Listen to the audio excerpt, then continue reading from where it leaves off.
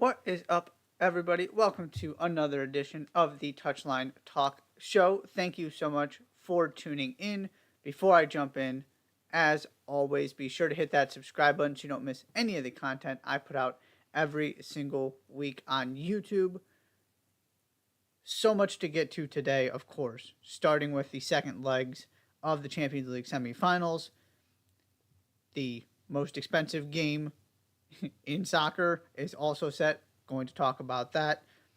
And the U.S. men's national team officially has a new striker. Going to discuss that as well. That will all be coming up. Champions League takes priority, though. And we start with what happened at the Etihad on Wednesday. 4-0, 5-1 on aggregate.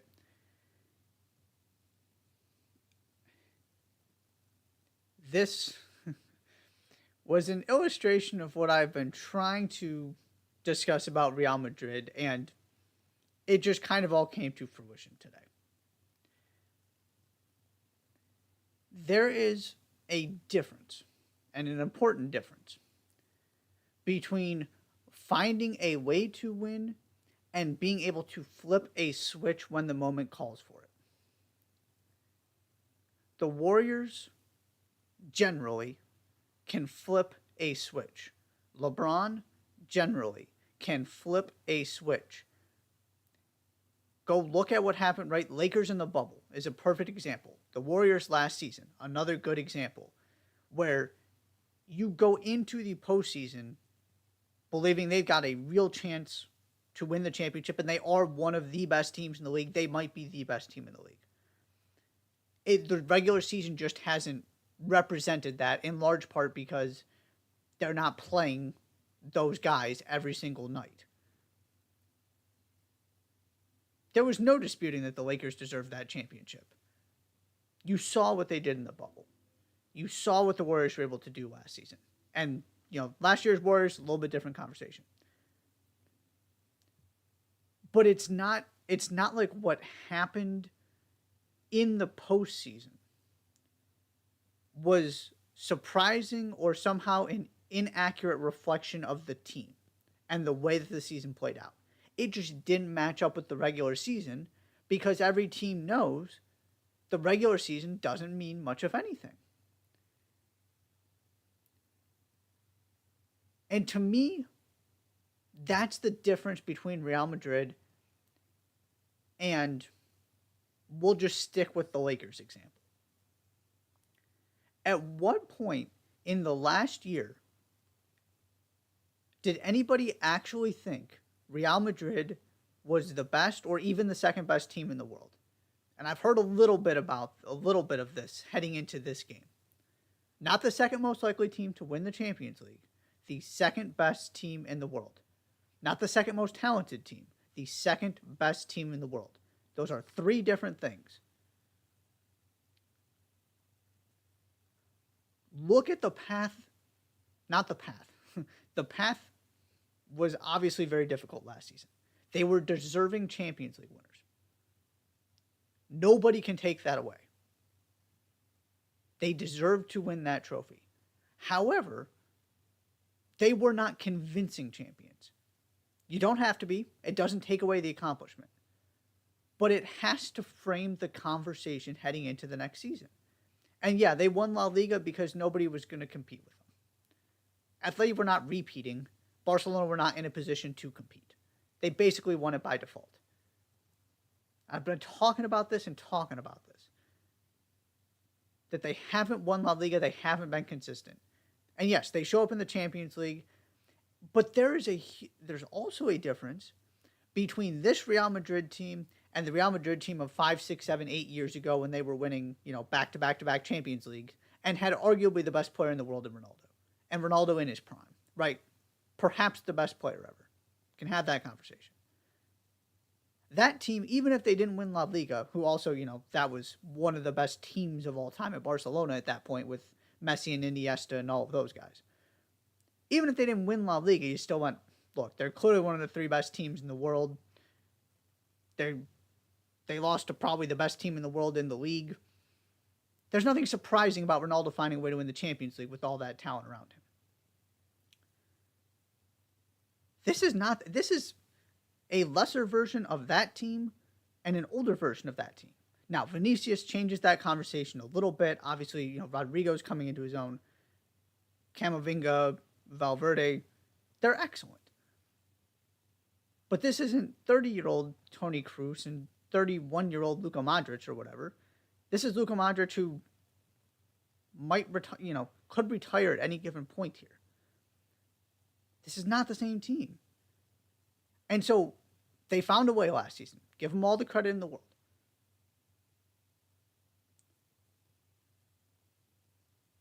But it's not, the way it happened is jarring. This idea that though they're just going to be able to kind of pick it up and do it again, even though they didn't compete in La Liga this season, to me is a perfect example of why you can't just treat all wins and all losses the same and all journeys the same. It has to matter how it happened. And it happened last season because they defied the odds time and time again and found ways to survive in games they had no business winning. And it wasn't just Manchester City.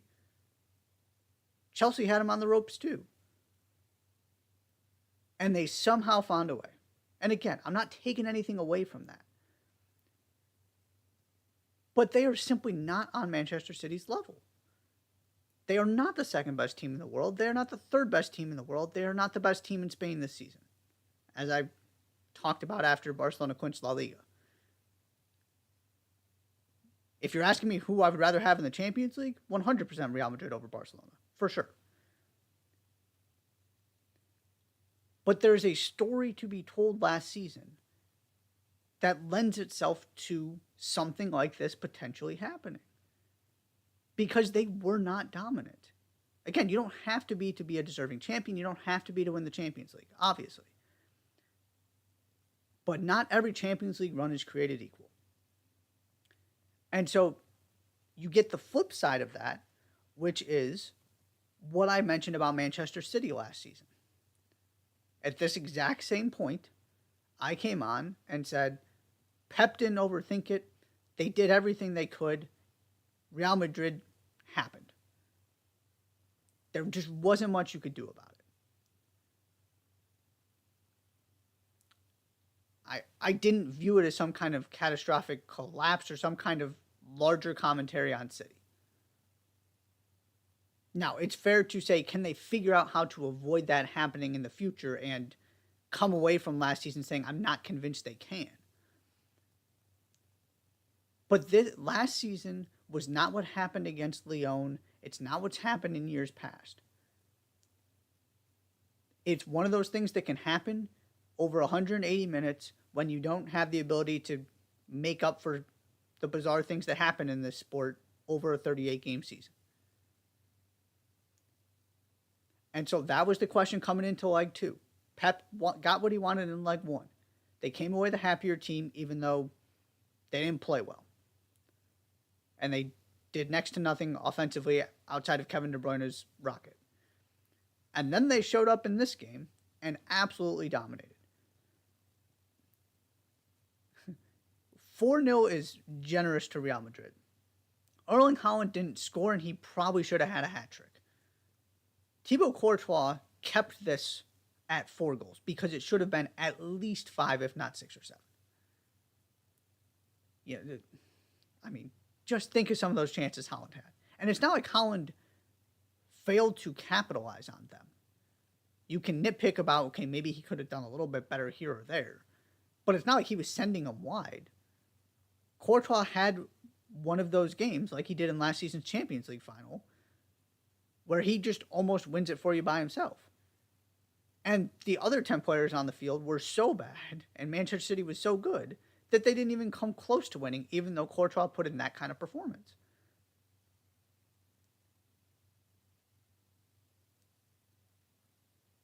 And so you saw last season that there was evolution and there was growth in this City team. The question was, would it be enough? And now you saw what they did in this game. And by the way, also think about this, right? Okay Gundogan was the best player on the field over the weekend against Everton. He was spectacular.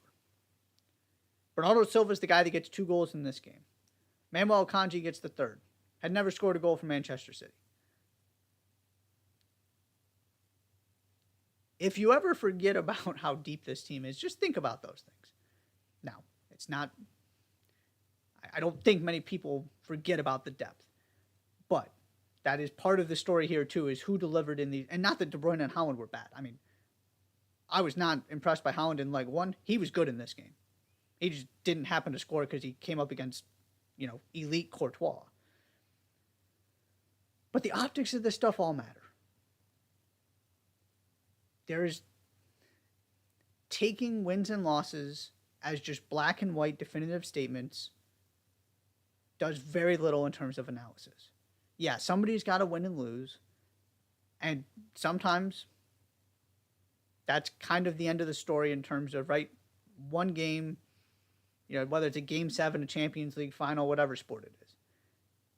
Somebody's got to win, somebody's got to lose. But the overall picture, the journey, the way it happens matters when you are evaluating. And particularly in a sport like this, where one moment means so much. And so now Manchester City, again, I didn't see it being 4-0, but I would not have been floored if you would have told me this had happened at the beginning of this season or midway through this season or something, even as City struggled.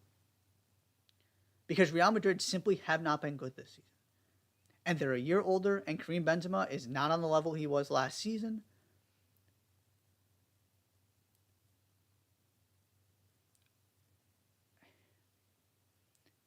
This is what I've been trying to say about Real Madrid, that you cannot, and again, it's not taking anything, I know I'm coming down really hard on them. They're just the example I keep using to make the bigger point about the silliness of overreacting to Champions League and making it a commentary way larger than it needs to be, or it should be.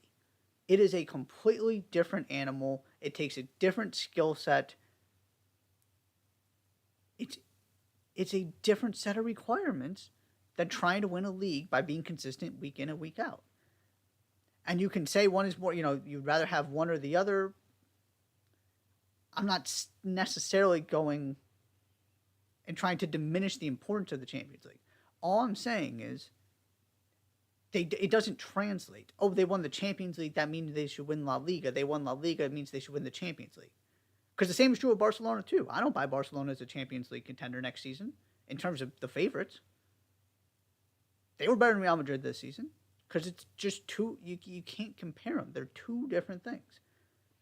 It's also why it's much easier for Manchester City to win the Premier League every season than it is for them to win the Champions League every season. It's why PSG has not won a Champions League. And so before I kind of get to the final Manchester City thoughts here on Real Madrid, kind of wrapping that part of it up first. I saw after the game, Carlo Ancelotti said he's going to be back next season. I certainly hope everybody is in agreement that it's his choice and not Real Madrid's. Who are you getting that's giving you a better shot than Carlo Ancelotti? Especially when this is your thing and he is as good at winning this competition as anybody.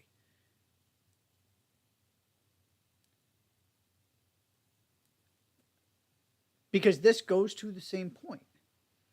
He doesn't have a team right now that is built to win La Liga. It's not fair to put this on him and say it should be better. Now, have they had a disappointing season? Absolutely. I know they came away with a bunch of trophies, but they didn't win the two most important ones. And Barcelona beat them head-to-head more times than Real Madrid beat Barcelona. That amounts to a disappointing season if you're Real Madrid because the standards are so high. but he absolutely should get another chance next season. And if they're going, I'm never going to rule it out, the possibility they can find a way to do what they did last season. But to me, that was always an aberration, and that's the point I'm trying to get at here. So it wasn't just that they were an unexpected champion who, weren't the most impressive team in the world. It was also the way they did it and feeling like they just kind of had one more magical run in them. Sort of similar to the Warriors. There are a lot of comparisons to make to where the Warriors are now, right? Last season you went, oh, look at, we thought they were done. They finally get healthy again. It all comes together. Steph gets even better, kind of like Kareem Benzema, right? Ballon d'Or season of his career, and it all just sort of works for him. And then 12 months later, you're having conversations about clearly this Warriors team isn't good enough as presently constructed, so what's the next step? And to me, that's where Real Madrid are. Again, this is all relative, right? We're talking about competing against the best teams in the world. Some things need to change. That starts with getting Jude Bellingham and reinforcing that midfield and moving Eduardo Camavinga into that midfield. To me, I want to see both of those things happen. Camavinga's just not a left back. He's too good of a player to, and you gotta make do with what you have at this point. I'm not necessarily going after Ancelotti for playing him at left back, but moving forward, to me, he needs to be part of the midfield. And you got to go find another difference maker in the midfield to give you some more legs and something a little bit different. Option A is Jude Bellingham. And even after that, the other thing you probably need, maybe not need, but if they are serious about trying to compete year in and year out, and having a team where you look up at the beginning of every season and go, that team can win La Liga, that team is one of the favorites to win the Champions League. I'd argue you need Mbappe too. Now, whether that happens this season, right, this can be a process. Bellingham is the first step. And also, next season, obviously you've still got a very productive Benzema. 2 years from now, that might not be the case. You need to find your eventual replacement at striker. But this is going back to my defense of Ancelotti. He just doesn't have enough to work with right now for this to be some kind of commentary on him. His team got exposed, and it's not been a good season.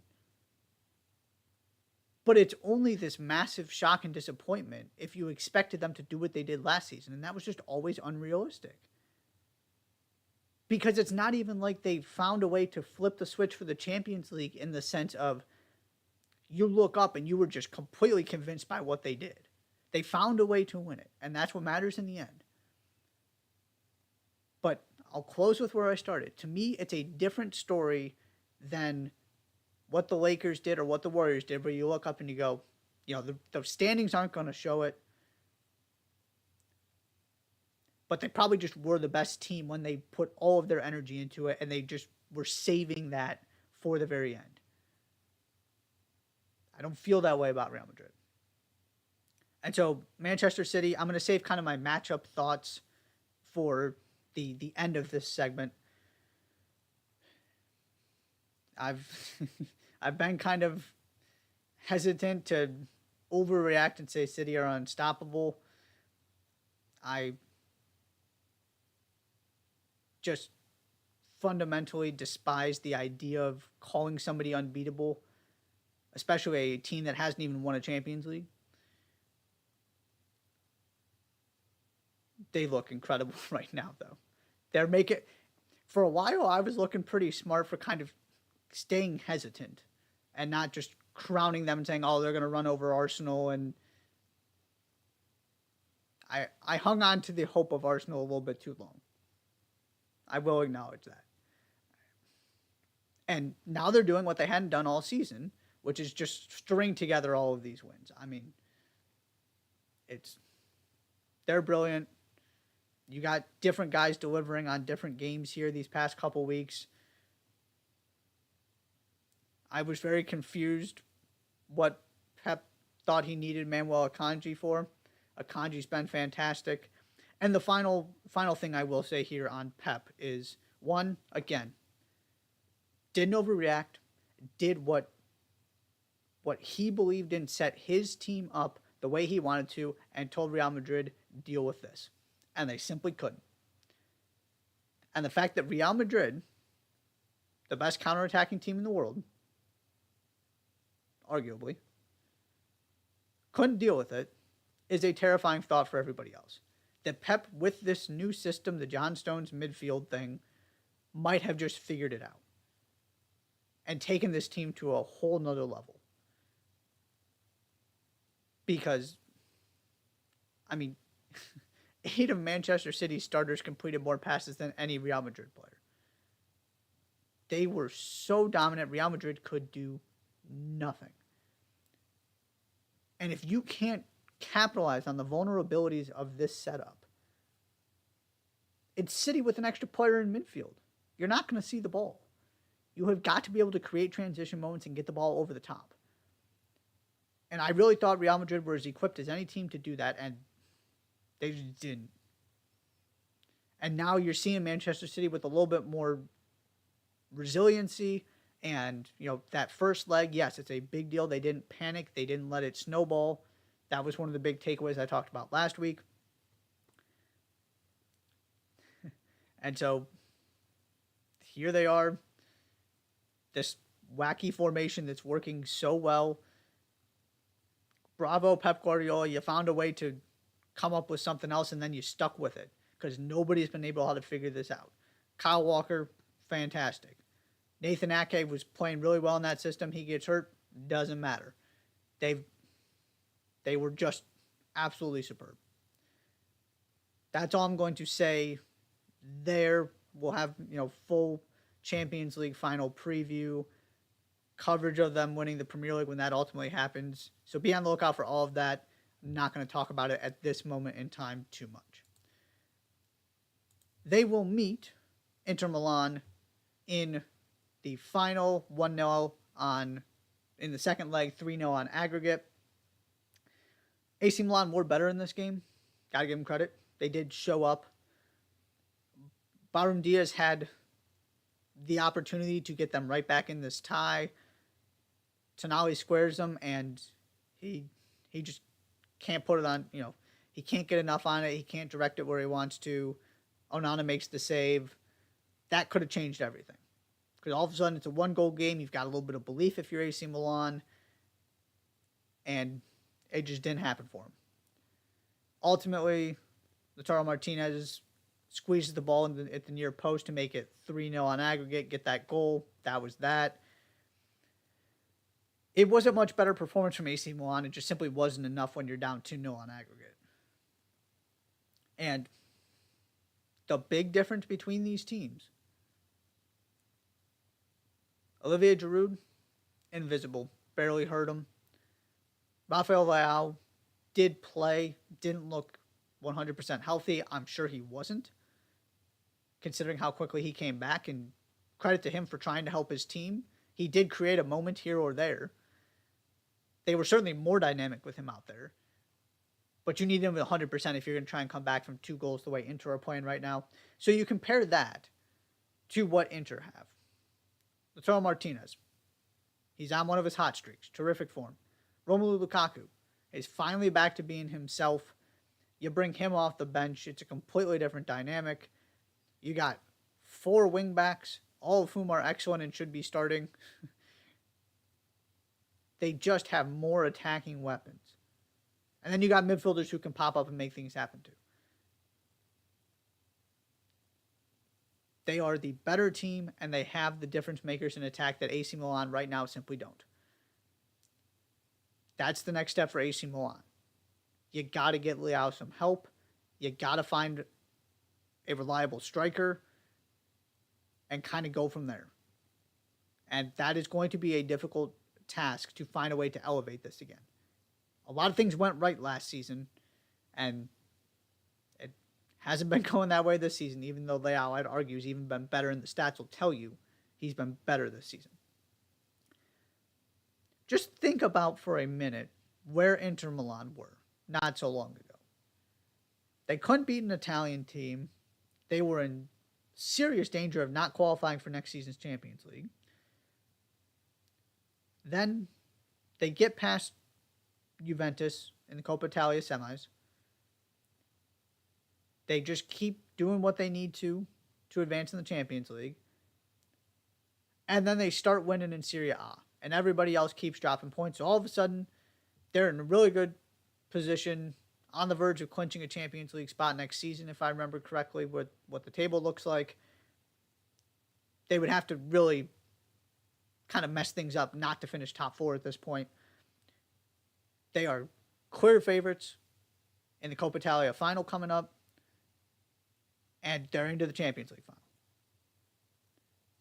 This season went from could have been a major disappointment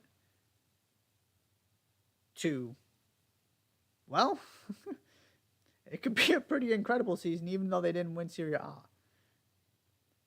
If you take home this trophy, this being Coppa Italia, make it to the Champions League final, and finish top 4, so you know you go back to the Champions League next season. The way things have gone, I don't know how you can ask for anything else. And they are playing extraordinarily well right now. They have kind of gotten back to who they are and what they do. And you heard Romelu Lukaku talking about this after the game. That they kind of explored some things and ultimately got back to the basics, which is defend and play in transition. And what's happening? They keep clean sheets and they score, 2, 3, 4 goals a game most of the time. They have turned back into a dynamic force. And so clearly they're not going to be the favorites here. This is the one thing I will say about this matchup. Obviously, Manchester City are favorites. All I know is I don't want to be playing this Inter team right now. They are not, one of the 5 best teams in the world. But if you would have asked me teams if I'm Manchester City, that I could have picked to avoid in the Champions League final, Real Madrid certainly would have been one.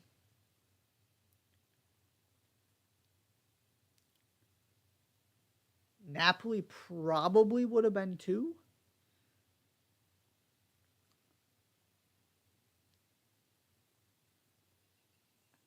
And then you're getting into a conversation about teams like Inter. I would rather play Bayern Munich than Inter. Okay, maybe. I would still probably rather play Inter than PSG. I would throw PSG in that group too. But you only get to about 3, 4, 5 teams before the team I want to avoid is Inter. Just the way they're playing right now and what they're capable of. Because they kept making this point on the broadcast, and it's a very good one. No matter who starts for Inter, whatever combination that is, you either have Dzeko or Lukaku coming off the bench, and you also are going to get, 70 minutes in or whatever, some combination of probably Gosens and Dumfries? I mean, maybe it's Darmian. But assuming it's Dumfries, that is an awful lot of skill to deal with those 2 guys coming off the bench. You have difference makers that you can bring off the bench to change things in the 70th minute. You can, to a certain extent, match Manchester City's depth, right? Because City can't use all 18 guys that are starting quality players for them.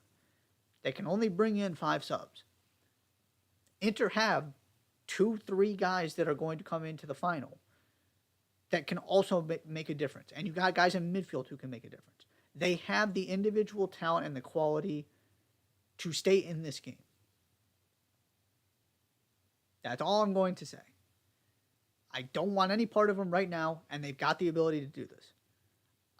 I don't think they're as big of underdogs as maybe they're being presented to be. That's as far as I'm going, though. So that is the Champions League final. Manchester City, Inter Milan. Again, going to dive way more into that in the days to come. That is all for now. I'm going to take my first break. When I come back, U.S. men's national team news. Folarin Balogun, officially a member of the U.S. men's national team. Going to talk about that, as well as the championship playoff semifinals. We know who are playing at Wembley for a spot in the Premier League next season. Going to discuss that too. You're watching the Touchline Talk Show. Don't go anywhere.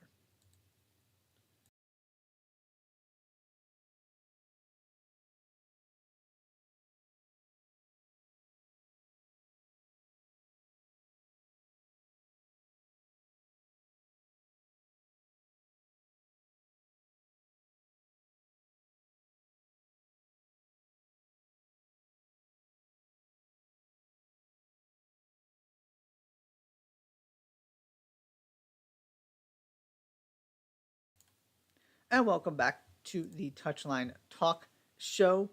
Before I jump into segment 2 here, be sure to hit that subscribe button so you don't miss any of the content I put out on YouTube every single week. First thing I want to cover here is the big U.S. men's national team news. Folarin Balogun committing officially. He is going to play for the United States. I will revisit some of the things I said when... I don't know if I actually talked about this on video. I know I wrote in my 5 things from the week about this.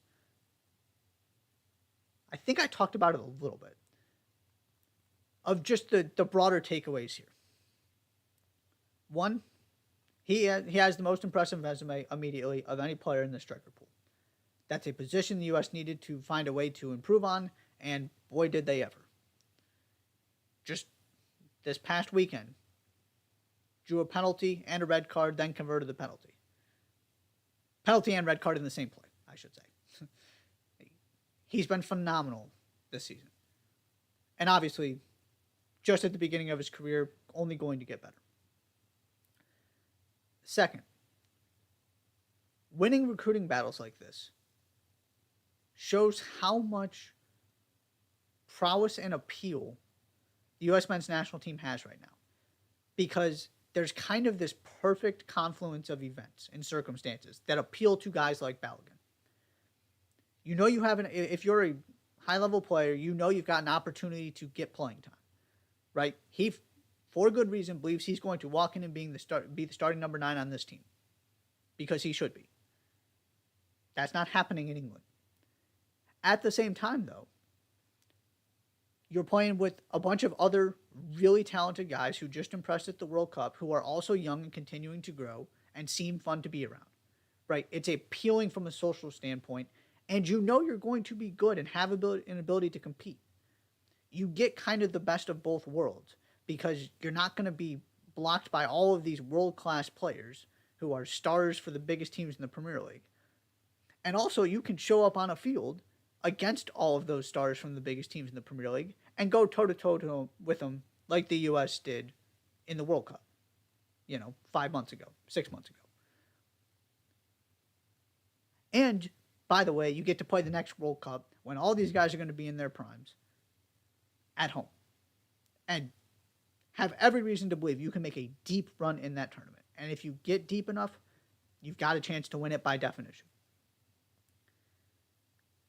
It is this very powerful selling point right now because everybody knows they're coming. They're proving that they've got talent to actually make some noise and do some damage. It's a cool vibe. And they also still need improvement. They still need more talent. And so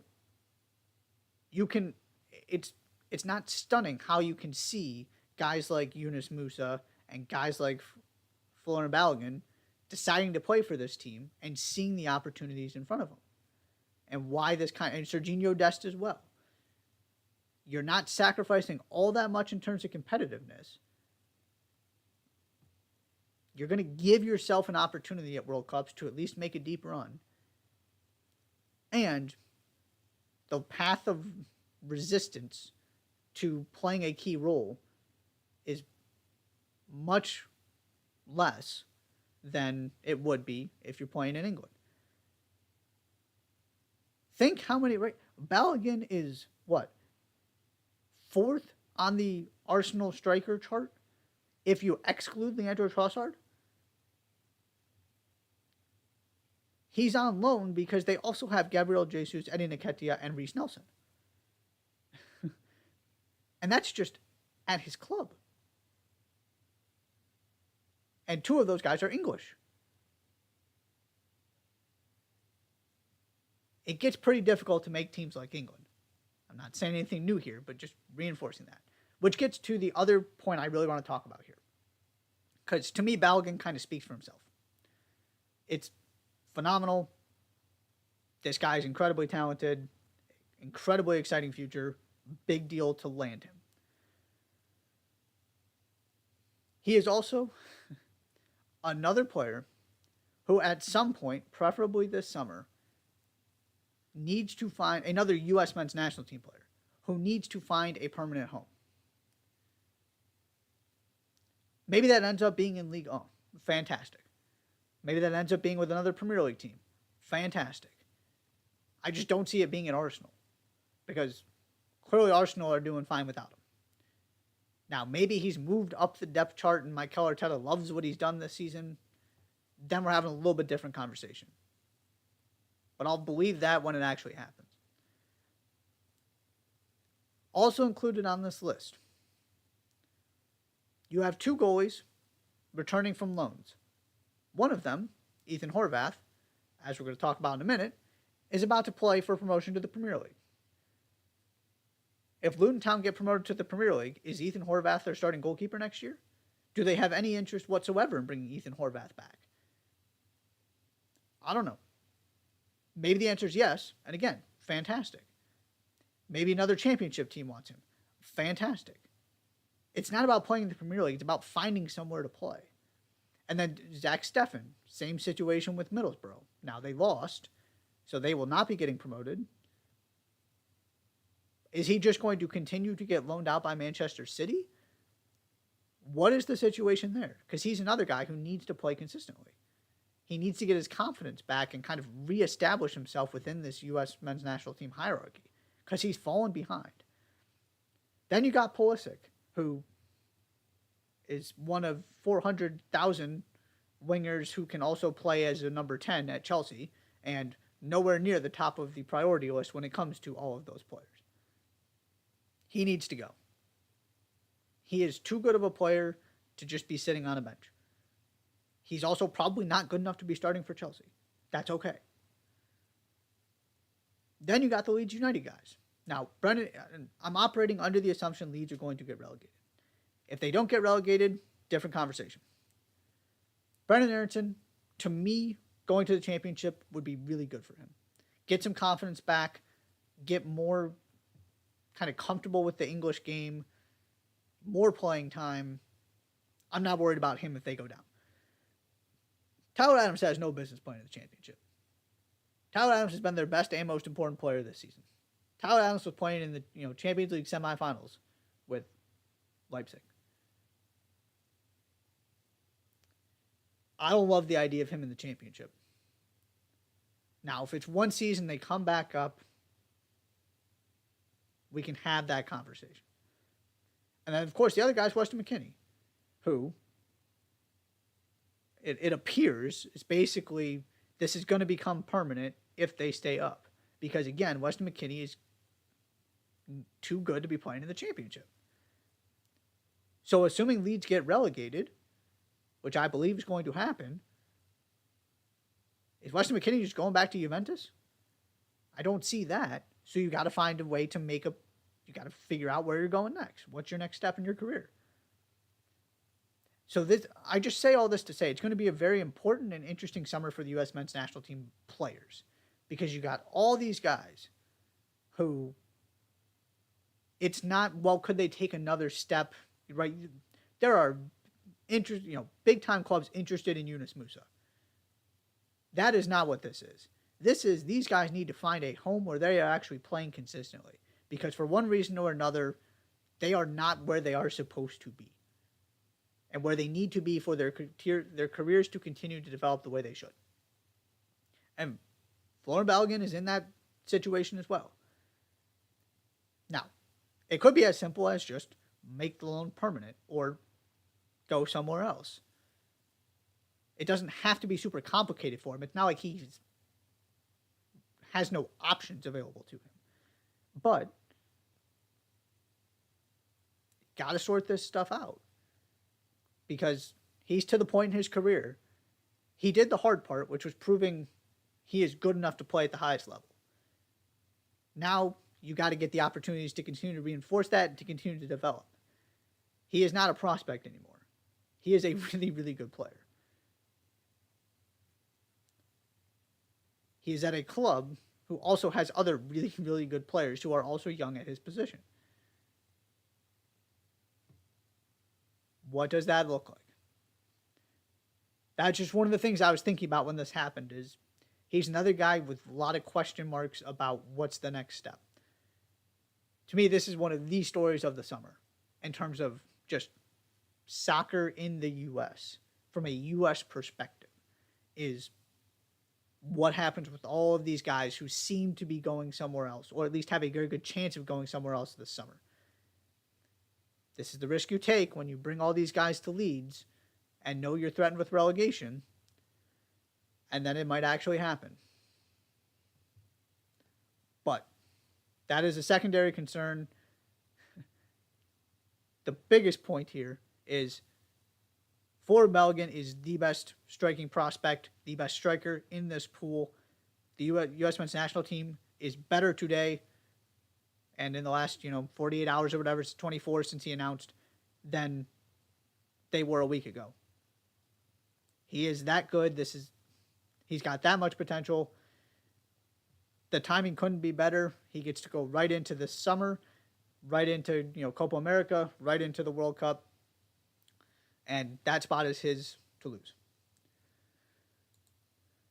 I mentioned the championship playoff and the two U.S. goalkeepers that featured in it. Luton Town come from behind to beat Lyndon Gooch, captained Sunderland. Ethan Horvath advancing to the final. 2-0 is the final score in the second leg. The story of this tie. Set pieces and Luton Town's physical prowess and aerial prowess. I know Sunderland just couldn't field the center backs they wanted, and boy, did they get punished for it. On the balance of play, when the ball was moving, this was really even. Maybe you give Luton Town a slight edge. They were a little bit better in that second leg. Sunderland had to clear the ball off the line a couple times. But the goals they actually scored were set pieces. And in the second leg in particular, every time they took a set piece, they were causing all kinds of havoc. It was chaos, and they were winning second balls and just dominant in the air. The set pieces decided this. And Luton Town are probably just a better team at this point. And, Coventry fall into the same category. I'll talk about them in a minute. But every year, just get better and better and better and go one step farther. And so here they are, celebrating at Kenilworth Road, one game away from the Premier League. It's remarkable. And I do want to applaud Sunderland. I really liked some of the things I saw from them.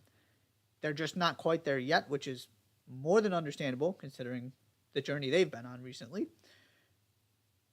And it will be interesting to see, this is the team that was heavily reliant on two loanees, Ahmed Diallo, Joe Gelhardt. Can you get Ahmed Diallo for another season? And I would have to assume if Leeds get relegated, Joe Gelhardt is going back to Leeds. If Leeds stay up, can you get, that was part of the magic of this, is the loans worked out really, really well, and Ahmed Diallo is just a phenomenal player. And there's no guarantee you can get a guy like that back, or get a guy to replace him that is anything close to what he offers you in terms of technical ability.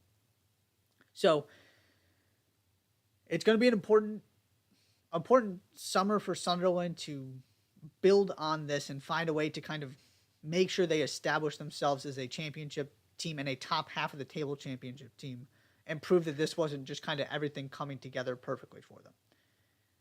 Your other game, Coventry City, on the road, go get the win, get the goal to take this tie 1-0 on aggregate.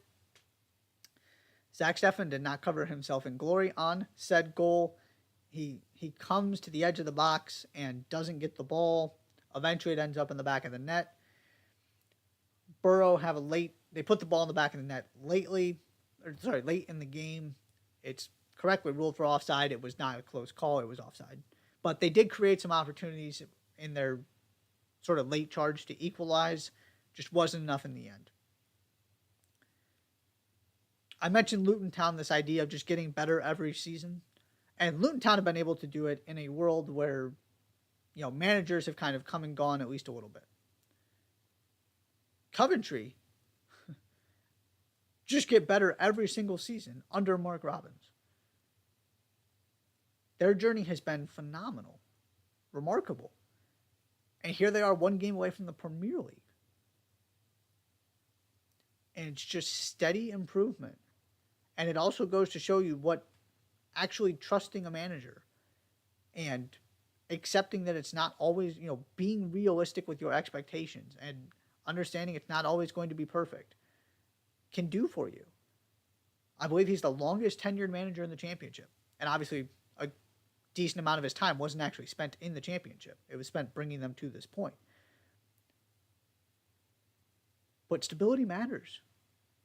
And it especially matters at a club that isn't operating in the same financial world as, West Brom or Norwich or Fulham or Burnley or whatever, these teams that have been in the Premier League recently, Nottingham Forest, who are spending big money and have these parachute payments and are operating like, maybe not a Premier League team, but, one of the 25 biggest teams in England, right? The teams near the top of the championship who are able to be, Sheffield United with what the money they made in the Premier League. That's not what Coventry is. And yet here they are. It's a great story. Congratulations. Really excited for this playoff final. And it is kind of ironic to me that, right, we talk about it as the most expensive game in the sport and so much is on the line. And here we have Luton Town and Kenilworth Road and Coventry City. It's phenomenal. It's not these teams Middlesbrough, right, trying to get back to the Premier League, have been near the top of the championship. One of the bigger clubs in the championship. No. Sunderland, massive fan base, huge history. Nope, not Sunderland. Not West Brom. Not Sheffield United. Although, they took care of business. But just the idea of this being Luton Town and Coventry City, I absolutely love. So congratulations to both of those clubs. One more game to go. One of them will be in the Premier League next season. Going to take one more break, and when I come back, going to wrap up with the weekend look ahead. As always, you're watching the Touchline Talk Show. Don't go anywhere.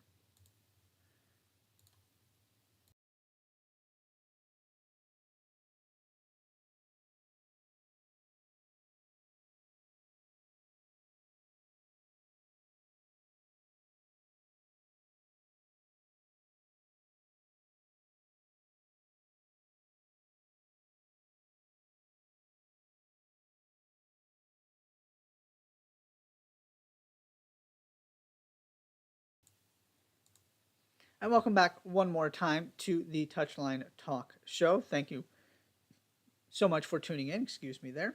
It is time for the weekend look ahead, starting as always in England. Brentford at Tottenham on Saturday. Brentford hanging around in the Europa League / Europa Conference League conversation. If they win this one, they are right back in this thing. Tottenham can do themselves a lot of good by winning this one and making sure this doesn't get too interesting. Then Manchester United at Bournemouth on Saturday. Manchester United, last road game of the season. If they can even get a point from this, I feel really good about their chances to get top 4. If they lose this one, though, now all of a sudden it gets dicey. Because you're talking about still you're going to have, the max point advantage. But you could get into a position where you're going to have to win those 2 games at home next week. Even a draw would go a long way for Manchester United there. Aston Villa at Liverpool on Saturday. Liverpool probably need to win out to have a chance at top 4. And Villa is that other team in the, Europa League conversation. Can they continue what they did last weekend and really start putting themselves in position to clinch this thing? And, based on what happens with Spurs, what happens with Brentford, there are all kinds of different possibilities there. But that's a really interesting one that there's a lot at stake for both teams. Everton at Wolves on Saturday. Everton on the road. We're to the point where even a singular point does you at least some good, if not a lot of good, in this relegation race. But this thing opens back up if you lose this one. Arsenal at Nottingham Forest on Saturday. Arsenal, interesting to kind of see, what is there left to motivate them? What do they have left to play for? I mean, the answer is nothing. But do they try and kind of make up for what happened against Brighton? And Nottingham Forest, you're at home, can you kind of lock this thing up and make sure you don't have a stressful final weekend of the season? You've given yourself the opportunity. Now can you take advantage? Leeds United at West Ham on Sunday. West Ham still kind of in the relegation race. I think I haven't done the math exactly, but I don't believe they are safe yet. And Leeds, again, a point, very helpful. 3, massive. But you do have a situation where Everton and Leeds are both on the road. Leicester plays Monday. Leicester also on the road against Newcastle. So Leicester have to kind of sit there and wait and see what happens this weekend. Because if both teams get points, you are in big trouble. If they both lose, all of a sudden you've got an opportunity to make all of this up. And I do think Nottingham Forest are going to be safe. I am operating under the belief that you have 3 teams fighting to stay out of 2 spots. And then Brighton at Southampton on Sunday. Just mentioned this one because Brighton, again, trying to lock up a Europa League spot. And then Chelsea and Manchester City on Sunday. Obviously, City can clinch the league with a win. It'll happen at some point. This is their last home game of the season, though. That is at least somewhat noteworthy. So they could just do it in front of their home fans, take care of business, check that off, and then just start resting up for the other 2 trophies they're going to play for. In Spain, Real Sociedad at Barcelona on Saturday. Barcelona get to celebrate their league title in front of their fans. Real Sociedad trying to lock up that 4th spot. And then also, relegation battle has all of a sudden gotten really, really interesting in La Liga. I'm not going to run through all of it. It's not like there are a lot of specific matchups this weekend. There are just a lot of teams who are not safe yet. So be sure to check out that table and see what's going on there. In Italy, Hellas Verona at Atalanta on Saturday. Verona trying to avoid relegation. Atalanta trying to get in some kind of European spot and the best European spot they can. Sampdoria at AC Milan on Saturday. Can AC Milan pull this thing together in the final couple weeks of the season? Spezia at Lecce on Sunday. Relegation battle game. Whoever wins going to feel much better about themselves. Inter Milan at Napoli on Sunday. Napoli living their best lives. Inter still trying to wrap up that Champions League spot for next season. And Lazio at Udinese on Sunday. Lazio, it's not been great lately. They are still in position. but they got to stop the bleeding at some point, or somebody's going to catch them, and all of a sudden, they will have just wondered what in the world happened over these past few weeks. So that's a chance to kind of get the ship back on track and go another, make sure you don't drop out of that Champions League spot. Germany, Wolfsburg at Freiburg on Friday. I mentioned that just as Freiburg trying to get into the Champions League. Union Berlin at Hoffenheim on Saturday. Union Berlin trying to make sure Hoffenheim don't get into the Champions League. Freiburg don't get into the Champions League. Then your game of the weekend, Red Bull Leipzig at Bayern Munich on Saturday. It's interesting because this is obviously the biggest test Bayern have left, and also it's their last home game. So you do have another road game you have to play, even if Bayern win this one. On the flip side, Borussia Dortmund go to Augsburg on Sunday. This is Borussia Dortmund's last road game. So there is certainly hope as long as Dortmund win this game, even if Bayern win. But also, this is another opportunity, and maybe the last one. You can, obviously, Dortmund win, it goes to the last game of the season. That's all you can do at this point. The question is, assuming Dortmund win, who is in control heading into that last game? Leipzig are going to have something to say about that. Then in France, Mons at Lorient on Sunday. PSG at Auxerre on Sunday. Effectively, if PSG win, it guarantees the title because of their goal difference. It's not technically because there's a 6-point gap. So you could have 2 games to go with a 6-point lead where theoretically Lens could still catch them, but it's basically over as long as PSG win. Then Major League Soccer, more rivalry games. Columbus at FC Cincinnati, always a good one. Orlando at Miami. New England at Philadelphia. Really curious to see how the Revs, and obviously we got games tonight too that are going on right now and later, but really curious to see how the Revs respond to last weekend, and can the Union pull this thing together and kind of really start moving up the table by catching the teams and taking points off of the teams ahead of them. Houston at FC Dallas, Real Salt Lake at Colorado, your other rivalry games. Really looking forward to this weekend in MLS. And then NWSL, those are all on Saturday, by the way. NWSL, San Diego Wave at Houston Dash on Saturday. And then your game of the weekend, New Jersey, New York, Gotham at OL Reign on Sunday. 2 teams off to a really, really good start. Excited to see them face off in Washington. That is all for the weekend look ahead. That is all for the Touchline Talk Show this evening. Thank you so much for joining me. Be sure to hit that subscribe button. I'll see you next time.